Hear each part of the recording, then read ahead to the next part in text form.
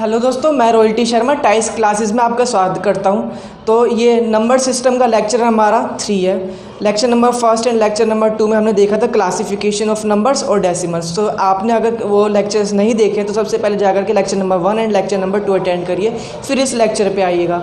तो इस लेक्चर में हम देखने वाले हैं कि कैसे पता चले कि कोई वैल्यू किस नंबर से पूरी डिविजिबल है। तो ये चीज़ हमें बताती है डिविजिबिलिटी रूल। काफ़ी सारे नंबर्स हैं, जैसे यहाँ पर कि 2, 4, 3, 7, 11, 9, 13, इन सब के बारे में अभी हम डिस्कस करने वाले हैं। तो लेक्चर के साथ बनी रहेगा, इसमें आपको काफ़ी कुछ नया सीखने को मिलेगा। अब डिविजिबिलिटी रूल्स पढ़ने से पहले हम देख लेते हैं फेस वैल्यू और प्लेस वैल्यू, जातीय मान और स्थानीय मान। क्योंकि यहाँ पर डिविजिबिलिटी रूल में आपका जब हम 3 की डिविजिबिलिटी 11 की और 9 की पढ़ेंगे तो वहाँ पर प्लेस वैल्यू काम आएगी। फिलहाल तो देख लेते हैं फेस वैल्यू क्या होती है और प्लेस वैल्यू क्या होती है। जैसे कि मैंने एक नंबर लिखा 7652, और मैंने यहाँ पर पूछ लिया ये जो 5 है, इस 5 की फेस वैल्यू यानी कि जातीय मान क्या होगा और प्लेस वैल्यू यानी कि स्थानीय मान क्या होगा। तो 5 की जो फेस वैल्यू होगी वो 5 ही होगी। अगर मैं पूछ लूँ 7 की फेस वैल्यू क्या है तो वो 7 ही होगी। 6 की फेस वैल्यू 6 ही होगी। लेकिन अगर मैं बात करूँ यहाँ पर इस 5 की प्लेस वैल्यू क्या होगी, तो 5 की जो प्लेस वैल्यू होगी, पहले तो 5 का 5 आ जाएगा। आपने छोटी क्लासेस में पढ़ा होगा यूनिट डिजिट, टेंस, 100, 1000, इकाई, दहाई, सैकड़ा, हज़ार। तो ये कौन सी प्लेस पर आ रहा है? 10th प्लेस पर आ रहा है, यानी कि दहाई पर आ रहा है। तो इसके मल्टीप्लाई कर देंगे हम इसको 10 से, तो यानी कि 5 की जो प्लेस वैल्यू होगी वो कितनी होगी? 50 होगी। यहीं से अगर मैं बात करूँ इस 7 की, तो 7 की प्लेस वैल्यू क्या हो जाएगी? पहले 7 का 7 आ जाएगा और इसके बाद कितनी डिजिट है? 3 डिजिट्स है, यानी कि इसको हम गुणा कर देंगे 1000 से। तो 7 की जो प्लेस वैल्यू हो जाएगी वो कितनी होगी दोस्तों? हमारे पास 7000 होगी। इसी तरीके से 6 की अगर मैं प्लेस वैल्यू पूछूं तो 6 की प्लेस वैल्यू क्या होगी? 6 का 6 एज इट इज़ आ जाएगा। और 6 के बाद कितनी डिजिट्स हैं, कितनी संख्या है? 2 संख्या है, तो इसको हम गुणा कर देंगे 100 से। तो यानी कि प्लेस वैल्यू 6 की क्या आ जाएगी? 600 आ जाएगी। तो ये तो था हमारा प्लेस वैल्यू और फेस वैल्यू। एक क्वेश्चन जैसे कि कई बार क्वेश्चन पूछ लिया गया है, यहाँ पर एक नंबर मैं ले लेता हूँ, जैसे कि 95627। तो यहाँ पर उसने पूछ लिया कि 5 की प्लेस वैल्यू और 2 की फेस वैल्यू के बीच में कितना अंतर है। तो 5 की प्लेस वैल्यू कितनी हो जाएगी? 5 का 5, और पीछे कितने डिजिट है? 3 डिजिट है, यानी कि 3 0 1000 से गुणा कर देंगे इसको। और 2 की फेस वैल्यू क्या होगी? 2 होगी। इसका अंतर पूछा है, तो 5000 में से जब आप 2 को माइनस कर देंगे तो कितना आ जाएगा? 4998। यानी कि ये इस टाइप के जो क्वेश्चंस कई बार बन जाते हैं, इजी क्वेश्चंस होते हैं काफ़ी। कोई एक वैल्यू दे देगा आपको, उसकी प्लेस वैल्यू और फेस वैल्यू के बीच में डिफरेंस फाइंड करना होता है। तो ये था आपका प्लेस वैल्यू और फेस वैल्यू। तो अब हम अपना स्टार्ट करते हैं डिविजिबिलिटी रूल। सबसे पहला रूल है आपका डिविजिबिलिटी ऑफ 2। कैसे पता करें कि कोई भी नंबर आपका 2 से कब डिवाइड होगा, कब डिवाइड नहीं होगा। जैसे मैं यहाँ पर एग्जाम्पल ले लेता हूँ 765। क्या ये 765 2 से डिविजिबल है? आप कहेंगे कि जब आप 765 को 2 से डिवाइड करेंगे तो 2 से डिविजिबल नहीं है। लेकिन जैसे इसके पीछे मैंने यहाँ पर 8 लगा दिया, तो अब ये 7658 क्या अब ये 2 से डिविजिबल है? आप कहेंगे बिल्कुल डिविजिबल है। आपने यहाँ पर क्या देखा कि लास्ट में एक आपने देखा, जैसे आपने 8 लगाया तो ये पूरी वैल्यू जो है 2 से डिवाइड होगी, यानी कि लास्ट की यूनिट डिजिट यानी कि इकाई संख्या अगर आपकी 2 से डिविजिबल है तो ये पूरा नंबर आपका 2 से डिवाइड हो जाएगा। एक एग्जांपल और ले लेते हैं, जैसे कि 965। क्या ये 2 से डिविजिबल है? नहीं डिविजिबल है। अगर मैं इसके पीछे यहाँ पर लगा देता हूँ 6, तो क्या ये 6 2 से डिवाइड होता है? 2 3 6, यानी कि 6 पूरा डिवाइड होता है। तो हमें 2 की डिविजिबिलिटी में क्या देखना है? अगर इकाई संख्या यानी कि यूनिट डिजिट आपकी 2 से डिवाइड हो रही है तो ये पूरी वैल्यू आपकी 2 से कंप्लीटली डिवाइड हो जाएगी। इसी तरीके से ये तो हो गया आपका डिविजिबिलिटी ऑफ 2। डिविजिबिलिटी ऑफ, अगर मैं यहाँ पर 4 की बात करूँ, एग्जाम्पल ले लेते हैं 733। तो ये 4 से डिवाइड नहीं होगा, लेकिन जैसे इसके पीछे मैं लगा देता हूँ 2, तो क्या ये 2 4 से डिवाइड हो रहा है? बिल्कुल नहीं। लेकिन आप देखेंगे कि ये 32 4 से डिवाइड है। 4 8 32 होता है, तो यानी कि 7332 को जब आप 4 से डिवाइड करेंगे तो ये कम्प्लीटली डिवाइड हो जाएगा। तो 4 की डिविजिबिलिटी में हमेशा क्या करना पड़ता है? हमें लास्ट के 2 डिजिट्स को देखना होता है जैसे कि 32 जो है हमारा 4 से डिवाइड हो जाएगी, यानी कि पूरा नंबर हमारा 4 से डिविजिबल है। इसी के पीछे अगर मैं लगा दूं यहाँ पर 2, तो क्या ये 22 हमारा 4 से डिविजिबल है? तो आप कहेंगे नहीं, यानी कि ये वैल्यू आपकी 4 से डिवाइड नहीं होगी। जब आप इसको डिवाइड करेंगे तो वैल्यू पॉइंट्स में आएगी। लेकिन जैसे इसके पीछे अगर मैं लगा दूं यहाँ पर 4, तो ये 24 4 से डिवाइड हो जाएगा, यानी कि कंप्लीटली नंबर अब हमारा कैसे डिविजिबल है? 4 से डिविजिबल है। तो डिविजिबिलिटी ऑफ 4 में हमें लास्ट की 2 डिजिट्स देखनी होती है और 2 के में हमेशा लास्ट की 8 डिजिट देखनी होती है। तो आपने क्या देखा, जब आप 2 की डिविजिबिलिटी रूल देख रहे थे तो लास्ट की 1 संख्या, जब हम 4 की देख रहे थे तो लास्ट की 2 संख्या, जब हम 8 के ऊपर आ जाएंगे तो लास्ट की 3 संख्याएं अगर 8 से कंप्लीटली डिविजिबल है तो वो पूरी वैल्यू हमारी 8 से डिवाइड हो जाएगी। और इसी तरीके से अगर मैं बात करूँ यहाँ पर 16 की, तो लास्ट की कितनी डिजिट हो जाएंगी आप खुद समझ चुके होंगे, एक पैटर्न फॉलो हो रहा है। 2 के लिए 1, 4 के लिए 2, 8 के लिए 3, तो 16 के लिए कितनी आ जाएंगी? 4 आ जाएंगी। लेकिन इतना आगे तक पहुंचने की हमें ज़रूरत नहीं है, हम इजीली 8 से 4 से 2 से भी क्वेश्चन को कर सकते हैं। 16 के लिए देखने की ज़रूरत नहीं पड़ेगी हमें। एग्जाम में क्वेश्चन 8 से भी पूछा गया। एक बार हम सारे डिविजिबिलिटी रूल देख लेते हैं जो इंपॉर्टेंट है, जो एग्जाम के अंदर पूछे जाते हैं, फिर हम वो क्वेश्चंस भी देखेंगे जो कि एग्जाम में पूछे गए हैं, ताकि आपको अच्छे से चीज़ें समझ आए और आपकी प्रैक्टिस हो जाए, ताकि आपको एक बार पता चल जाए ना कि इन चीज़ों को अप्लाई कैसे करना है। क्योंकि जब तक आप क्वेश्चंस नहीं करेंगे आपको नहीं पता चलेगा कि अप्लाई कैसे करना होता है चीज़ों को। तो हम इसी लेक्चर में क्वेश्चंस भी कर लेंगे। अब अगला है हमारा डिविजिबिलिटी ऑफ 5। कैसे पता करें कि कोई वैल्यू आपकी 5 से डिविजिबल है या नहीं है, 5 से डिवाइड यानी कि विभाजित हो जाएगी कि नहीं होगी। एक एग्जांपल हम ले लेते हैं, 763 ही ले लिया मैंने यहाँ पर एग्जांपल। तो क्या ये 5 से डिविजिबल है? जब आप इसको 5 से डिवाइड करेंगे तो देखेंगे लास्ट में जाकर के 3 रिमाइंडर बचेगा या जो भी कुछ बच रहा है, ठीक है। तो ये 5 से पूरा मतलब ये 5 से डिवाइड नहीं होगा। लेकिन अगर मैं इसके पीछे लगा दूँ 5, तो क्या अब ये पूरा डिवाइड है? आप कहेंगे बिल्कुल डिवाइड है। तो हमने यहाँ पर क्या देखा कि लास्ट की संख्या कितनी है? 5 है। तो अगर लास्ट में 5 होगा तो 5 से पूरा डिवाइड हो जाएगा। मैंने यहाँ पर अब लगा दिया 6, तो क्या अब ये 5 से डिविजिबल है? जब आप इसको डिवाइड करेंगे तो डिवाइड नहीं होगा।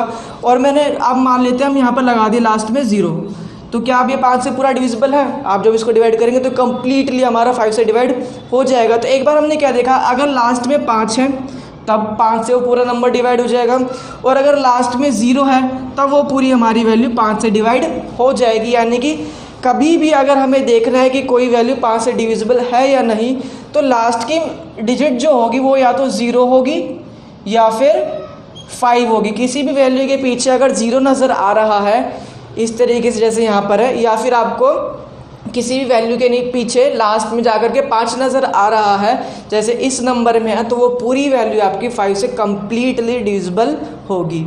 तो आपको जो अब तक मैंने डिविजिबिलिटी रूल बताए हैं समझ आ गए होंगे। जैसे 2 के लिए लास्ट की डिजिट देखनी होती है, 4 के लिए लास्ट की 2 डिजिट देखनी होती है, 8 के लिए लास्ट की 3 डिजिट देखनी होती है, और 5 के लिए हमें क्या देखना पड़ता है, या तो लास्ट में अगर 0 नज़र आ रहा है तो 5 से पूरी वैल्यू डिविजिबल हो जाएगी, और अगर लास्ट में हमें 5 नज़र आ रहा है तो वैल्यू पूरी 5 से डिविजिबल है। अब हम बात करते हैं डिविजिबिलिटी और 3 की, ठीक है। यहाँ पर एक बार मैं थोड़ा सा बेसिक बता देता हूँ, उसके बारे में थोड़ा सा डेप्थ नॉलेज लेनी ज़रूरी है, थोड़ी सी, ज़्यादा नहीं, ज़्यादा भारी क्वेश्चन नहीं है, मतलब ज़्यादा मुश्किल नहीं है इसकी डिविजिबिलिटी। तो देख लेते हैं, जैसे कि मैंने एक एग्जांपल ले लिया 35 73, ठीक है। अब यहाँ पर आपकी प्लेस वैल्यू काम आएगी। प्लेस वैल्यू आपको पता है, जैसे अगर मैं 3 की प्लेस वैल्यू पूछूं यहाँ से, तो आप कहेंगे वो कितनी होगी?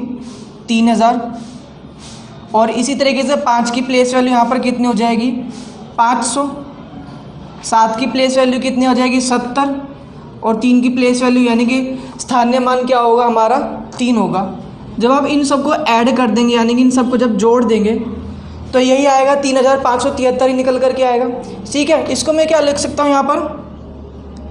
3 × 1000 प्लस 5 × 100। ध्यान से समझिएगा इस चीज़ को, ठीक है। 7 × 10 और प्लस 3। इस 1000 को मैं क्या लिख सकता हूँ? 3 गुना में 999 प्लस 1 999 प्लस 1000 बन जाएगा। इसी तरीके से 500 को हम क्या लिख सकते हैं? 99 प्लस 1। 10 को हम क्या लिख सकते हैं? 9 प्लस 1। और ये 3 तो एज इट इज़ रहेगा। अब यहाँ पर हम देख लेते हैं, जब आप इसको 3 को एक बार 999 से मल्टीप्लाई करेंगे और एक बार आप 1 से गुणा करेंगे, तो 3 इंटू 3 टाइम्स 9 प्लस हो जाएगा यहाँ पर 3 एकम 3 प्लस इस 5 को एक बार 99 से एक बार मल्टीप्लाई करेंगे और एक बार आप मल्टीप्लाई करेंगे इस 1 से, तो 5 इंटू 99 प्लस में 5 1 5 और प्लस 7 को एक बार इससे और 7 को एक बार इससे, तो 7 इंटू 9 प्लस 7, इसको हटा देते हैं और लास्ट में बचा के आपके पास 3। ठीक है, अब हमें देखना है क्या ये पूरी वैल्यू जो थी हमारे पास 3 5 7 3, क्या ये कम्प्लीटली 3 से डिविजिबल है या नहीं। तो एक बार तो मैंने इसको पूरी इस फॉर्म में खोल दिया, तो अब जब आप इसको डिवाइड करेंगे 3 से, तो यहाँ पर क्या देखेंगे, जो 9 वाली टर्म्स हैं जितनी भी हैं उनको मैं एक तरफ रख लेते हैं, जैसे कि 3। थोड़ा पेशेंस के साथ समझिएगा इसको, क्योंकि हर कोई नहीं बताता ये चीज़ें। वैसे आपकी ये 9th क्लास में बताया गया है, NCERT खोल के देखेंगे तो वहाँ पर आपको मिल जाएगा। बचा गया हमारे पास 3 5 7 और एक ये 3, तो 3 इनको मैं अलग से रख लेता हूँ, 7 प्लस 3। ठीक है, और ये पूरा कम्प्लीटली डिवाइड हो जाएगा हमारा 3 से। अगर मैं बात करूँ यहाँ पर कि 999, या फिर आपको ये दिख रहा है कि ये 3 है, कोई भी वैल्यू है अगर वो 3 से हम मल्टीप्लाई कर रहे हैं तो जो वो वैल्यू आएगी पूरा 3 का मल्टीपल होगी। अगर वो 3 का मल्टीपल है तो यानी कि वो 3 से कम्प्लीटली डिवाइड हो जाएगी, तो ये तो पूरा पूरा डिवाइड है। 99 भी जो है आपका 3 से डिवाइड हो जाएगा। जब इस वैल्यू को आप 5 से मल्टीप्लाई करेंगे तो जो वैल्यू आएगी वो 3 का मल्टीपल होगी, और अगर 3 का मल्टीपल है तो यानी कि वो 3 से पूरा पूरा डिविजिबल होगा। ठीक, इसी तरीके से 9 भी 3 के टेबल में आता है, और 9 को जब आप 7 से मल्टीप्लाई करेंगे तो 63 होगा, और 63 भी आपका 3 से कम्प्लीटली डिविजिबल है। अब बचा क्या पार्ट सिर्फ आपका ये वाला, तो जब आप इसको ऐड करेंगे यानी कि यही डिजिट आपको नज़र आ रहे होंगे 3 5 7 और 3, 3 5 7 और 3, तो इनको जब आप ऐड करेंगे तो ऐड करने पर आपको कितना मिलेगा, 18 मिलेगा। क्या ये 18 3 से डिविजिबल है? तो 18 3 से भाग चला जाता है कितने पर, पूरा 6 पर, यानी कि 18 भी 3 से डिविजिबल है। तो मैंने क्या देखा, ये तो सारी की सारी वैल्यू आपकी 3 से डिविजिबल होनी ही होनी है किसी भी हालत में। लेकिन हमें यहाँ पर छोटा तरीका क्या मिला, अगर आप डिजिट्स को प्लस कर देते हैं जैसे कि यहाँ पर करा गया, इसको तो मुझे कोई मतलब ही नहीं है, तो हमें दिख रहा है कि 3 से कम्प्लीटली डिवाइड हो जाएगा पूरा। यहाँ ये चीज़ हमें देख रही ही नहीं, अब इसको मैं हटा देता हूँ। ठीक है, बचा क्या पार्ट, सिर्फ आपका इतना वाला पार्ट बचा कि जो जितने भी डिजिट्स हैं अगर हम उनको ऐड कर रहे हैं, ऐड करने के बाद जो सम आ रहा है वो आपका 3 से डिविजिबल है, तो वो पूरी वैल्यू आपकी 3 से डिवाइड हो जाएगी। यानी कि जब भी 3 का डिविजिबिलिटी रूल अगर हमें चेक करना है तो हम क्या देखेंगे, जो नंबर गिवन है आपको उन नंबर्स का उस नंबर में जितने भी डिजिट्स हैं उनको एक बार ऐड कर दीजिए। ऐड करने के बाद जो सम आएगा, जैसे कि 18 आया, अगर वो वैल्यू 3 से डिवाइड हो रही है तो ये कंप्लीट वैल्यू हमारी 3 से डिवाइड हो जाएगी।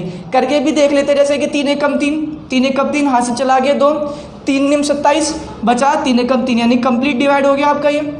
तो इस तरीके से करना है। जैसे कि एग्जाम्पल मैं और ले लेता हूँ, 4 7 और 4, ठीक, 7 4 हो गया 11, 11 जमा 4 कितना हो गया 15। तो क्या 15 3 से डिविजिबल है? बिल्कुल है, यानी कि ये पूरी वैल्यू आपकी 3 से डिवाइड हो जाएगी। डिवाइड करके देख लेते हैं, 3 एकम 3 हाथ से चला गया 1, 3 पंजे 15 हासिल चला गया 2 और 3 अट्ठे 24, तो कंप्लीट डिवाइड हो गया आपका ये 474। यानी कि 3 की डिविजिबिलिटी, यानी कि 3 की डिविजिबिलिटी रूल क्या कहता है, अगर जो नंबर गिवन है उसकी डिजिट्स का सम हमारा 3 से डिवाइड हो रहा है तो वो पूरी वैल्यू 3 से डिवाइड हो जाएगी। एक एग्जांपल और ले लेता हूँ मैं, यहाँ पर रैंडमली कोई भी एग्जांपल ले लेते हैं। अब इसको करके देखते हैं ज़रा, जैसे कि 7 और 6 13, 13 और 5 हो जाएगा 13 और 5 हो गया 18, 18 और 3 21, 21 21 और 6 कितना हो गया 27 हो गया। यानी कि आप 27 को जब आप 3 से डिवाइड करेंगे तो पूरा पूरा डिवाइड हो रहा है, यानी कि 765 342 भी आपका 3 से डिवाइड हो जाएगा। तो बात समझ में आ गई होगी आपको 3 की डिविजिबिलिटी रूल क्या कहती है। जो भी नंबर दिया गया उनकी सभी डिजिट्स को एक बार ऐड कर दो, ऐड करने के बाद जो वैल्यू आएगी वो अगर आपके 3 से डिविजिबल है तो पूरा नंबर आपका 3 से डिवाइड हो जाएगा। तो 3 की डिविजिबिलिटी रूल में सिर्फ इतना ही था। और यही चीज़ आपकी सेम यही चीज़ आपकी 9 के डिविजिबिलिटी रूल में भी काम करती है। तो 3 के बाद अब हम देख लेते हैं 9 का डिविजिबिलिटी रूल, यही एग्जाम्पल के थ्रू मैं इसको समझा दूंगा। तो अब हम देख लेते हैं डिविजिबिलिटी ऑफ 9। सेम एग्जाम्पल वही है, लास्ट का स्टेप मैंने यहाँ पर लिख दिया। तो 999 आपका 9 से पूरा डिविजिबल है। और अगर ये 9 का मल्टीपल है तो इसको किसी भी वैल्यू से मल्टीप्लाई करोगे वो पूरा नंबर 9 का मल्टीपल हो जाएगा। अगर वो 9 का मल्टीपल है तो यानी कि 9 से कम्प्लीटली डिविजिबल है। इसी तरीके से 99 भी 9 का मल्टीपल है, उसको आप किसी से भी मल्टीप्लाई करोगे तो एक 9 का मल्टीपल बन जाएगा। ठीक है, यानी कि वो पूरी की पूरी वैल्यू आपकी 9 से डिवाइड हो जाएगी। इसी तरीके से 9 का तो ये है, ये 9 से मल्टीप्लाई हो रहा है 7, तो ये भी आपका 9 से डिवाइड हो रहा है। बच क्या पोर्शन गया सिर्फ हमारा ये वाला। अगर अगर मैं इसको जोड़ दूं और इसका सम 9 से डिविजिबल है तो यानी कि ये पूरी वैल्यू आपकी कंप्लीटली 9 से डिवाइड हो जाएगी। तो जब आप इसको ऐड करेंगे तो 18 आएगा, और 18 को जब हम 9 से मल्टीप्लाई करेंगे तो 2 पे कंप्लीटली चला जाएगा, यानी कि 18 पूरा 9 से डिविजिबल है। तो ये फाइनली वैल्यू हमारी कंप्लीट 9 से डिवाइड हो चुकी है।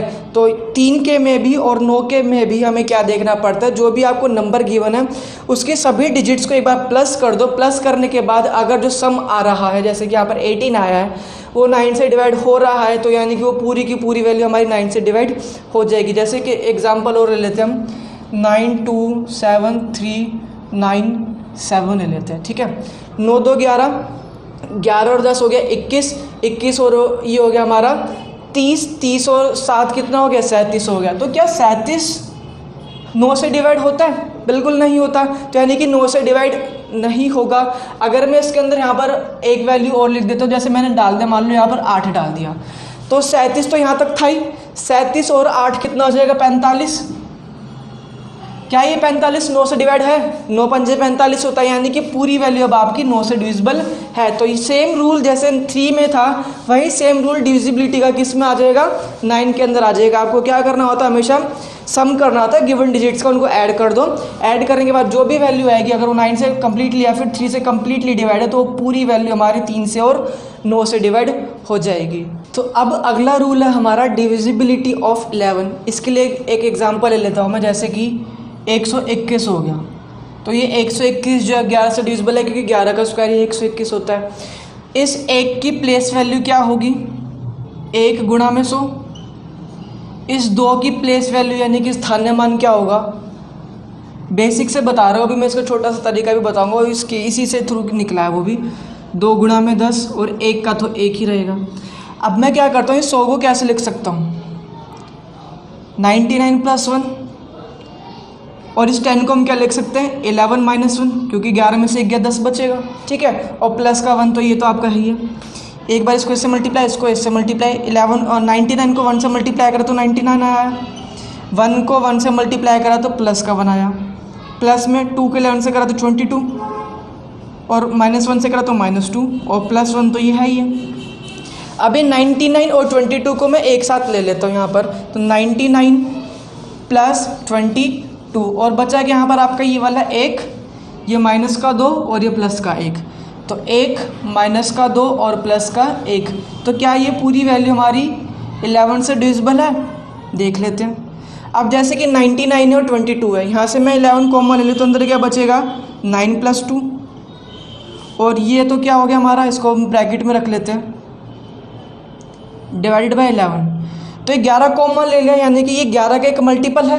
अगर ये 11 का मल्टीपल है तो 11 से पूरा डिवाइड हो रहा होगा। और यहाँ पर देखिए ये 1 - 2 + 1 कितना बनाया? 0 बनाया, और 0 का आप किसी से भी डिवाइड कर दो तो 0 होगा, यानी कि पूरा डिवाइड कर देगा इसको। इसमें कैलकुलेट करके 0 ही बचेगा।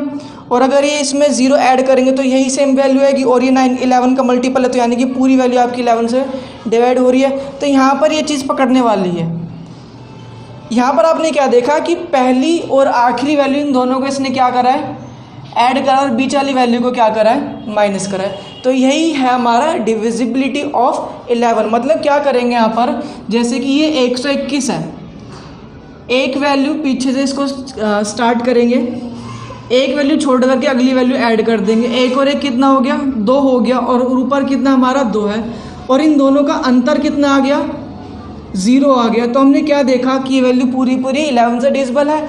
अगर ऐसे करने के बाद आपके इन दोनों वैल्यूज़ का जो डिफरेंस है वो 0 आ रहा है, या फिर इनका डिफरेंस 11 आ रहा है, तो वो वैल्यू पूरी हमारी 11 से डिविजिबल होगी। जैसे एक एग्जांपल और ले लेता हूँ मैं यहाँ पर हम ले लेते हैं 374। क्या ये 11 से डिविजिबल है, ये चीज़ देख लेते हैं। तो जब आप 4 से चलना शुरू करेंगे, एक संख्या छोड़ करके 3 को ऐड करेंगे, तो 4 और 3 हो गया 7, और ऊपर क्या बचा हमारा 7 बचा। यानी कि अब इन दोनों का डिफरेंस कितना है, 7 में से 7 गया तो कितना आ गया, 0 आ गया। तो यानी कि 374 आपको पूरा 11 से डिवाइड हो रहा है। और वैसे भी आप डिवाइड करोगे तो 11 3 33 हासिल बचा 4, और 11 चौक 44, यानी कि कम्प्लीटली हमारा 11 से डिविजिबल हो गया।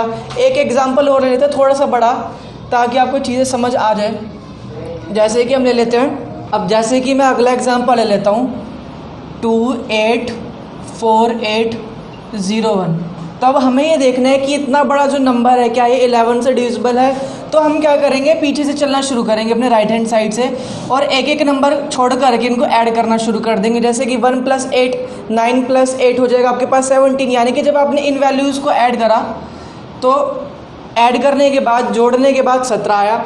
अब बाकी बची वैल्यूज़ को भी ऐड कर देते, जैसे कि 2 + 4 6, 6 + 0 कितना हुआ, 6 हो गया। अब हमें देखना है कि ये 17 और ये 6, इन दोनों के बीच का डिफरेंस कितना है। तो डिफरेंस देखेंगे तो कितना आ रहा है, 11 आ रहा है। तो मैंने क्या बताया था, जब भी ऐसे ऑल्टरनेट सम करने के बाद 2 वैल्यूज़ आएंगी, एक आपके पास ऊपर वैल्यू आएगी और आपके पास एक नीचे वैल्यू आएगी, फिर इन दोनों का डिफरेंस देखना है। डिफरेंस अगर या तो 0 है या फिर 11 का कोई मल्टीपल है, जैसे कि 11 × 11 होता है, तो डिफरेंस अगर 0 या फिर 11 का कोई मल्टीपल है तो वो पूरी वैल्यू हमारी 11 से डिविजिबल होगी।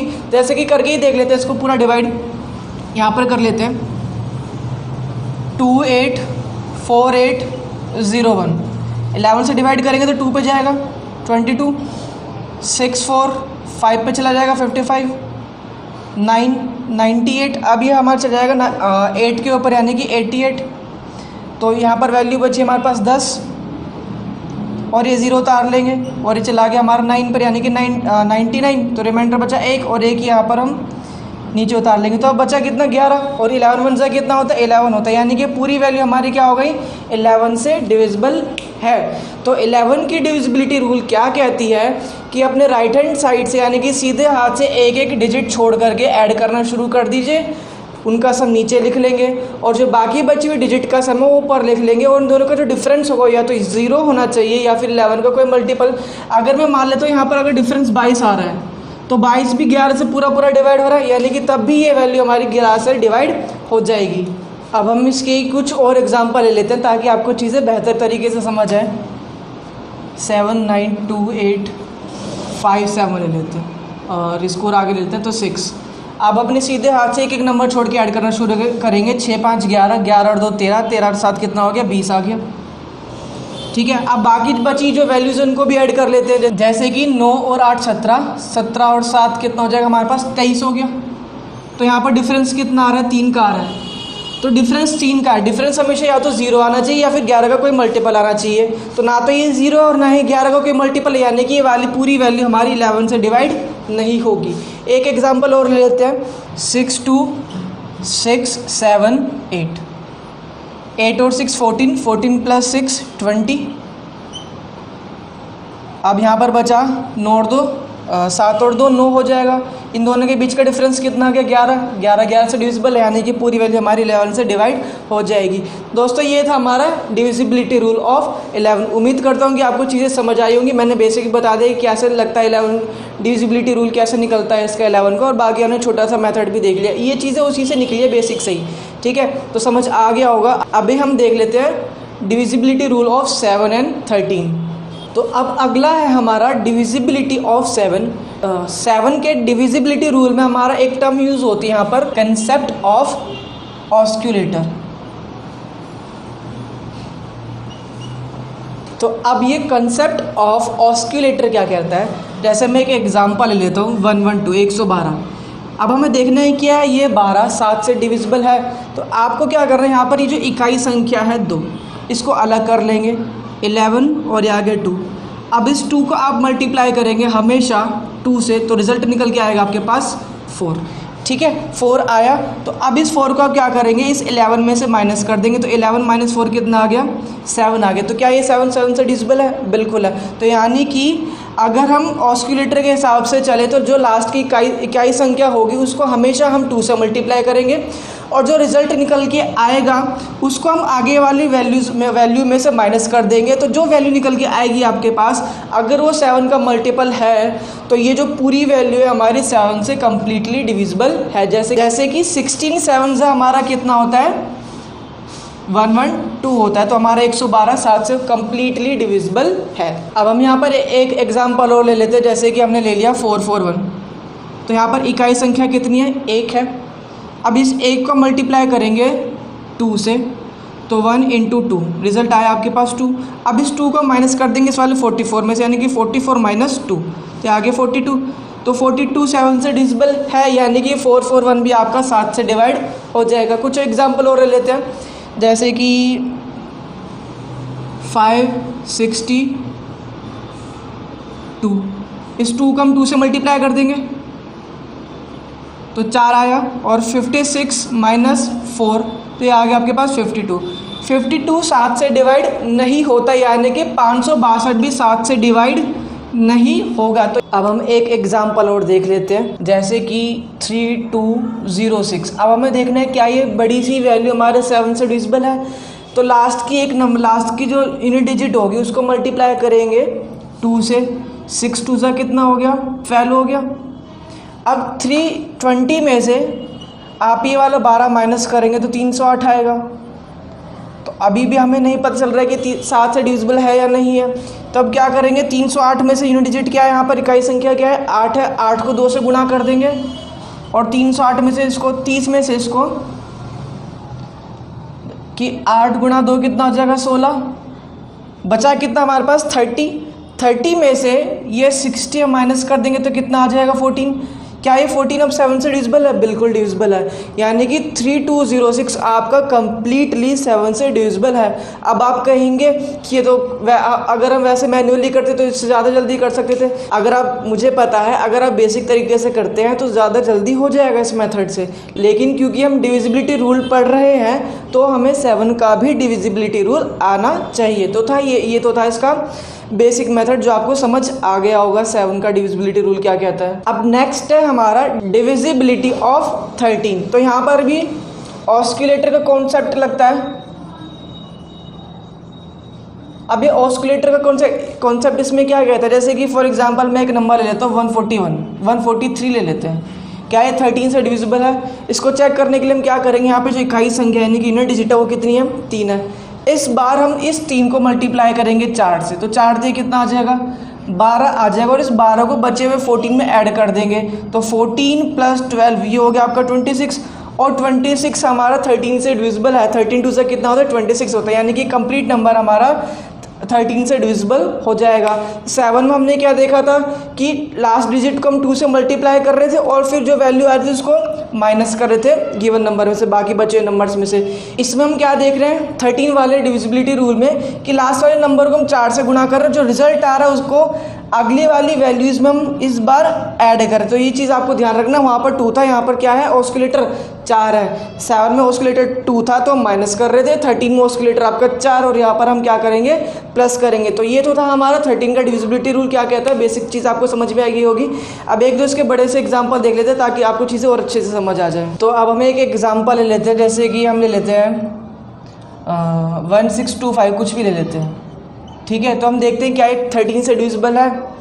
तो हम क्या करेंगे, लास्ट की जो वैल्यू है उसको मल्टीप्लाई करेंगे 4 से, तो 4 से मल्टीप्लाई करने के बाद ये आपके पास आएगा 120। अब इस 20 को हम 162 के अंदर ऐड कर देंगे, तो ये हो गया आपका 182, ठीक है। अब लास्ट वाली वैल्यू को आप मल्टीप्लाई करेंगे यहाँ पर 4 से, तो 4 दूनी कितना हो गया, 8 हो गया। अब इस 8 को इस 18 में ऐड कर देंगे, तो आ गया आपके पास 26। और 26 हमारा 13 से डिविजिबल है, यानी कि ये पूरी वैल्यू हमारी 13 से डिवाइड हो जाएगी। इससे जल्दी तरीका क्या होगा आपका करने का, वही बेसिक मेथड से आप कर देंगे इसको जल्दी से। लेकिन क्योंकि हम पढ़ रहे हैं डिविजिबिलिटी रूल तो हमें सबकी वैल्यू आनी चाहिए, सबका पता होना चाहिए कि इसका पर्टिकुलर 13 का क्या होता है, 7 का क्या डिविजिबिलिटी रूल होता है। ठीक है, तो 13 से आप इसको डिवाइड करें तो 13 1 जा 13, 3 कैरी चला जाएगा, 13 2 जा 26, 4 और 2 6 और 13 पंजे 65। तो ये कम्प्लीटली डिविजिबल हो गया। तो आप इस तरीके से भी जल्दी जल्दी अपना कर सकते हैं। बेसिक तरीका तो आप सभी को आता ही है कैसे डिवाइड किया जाता है।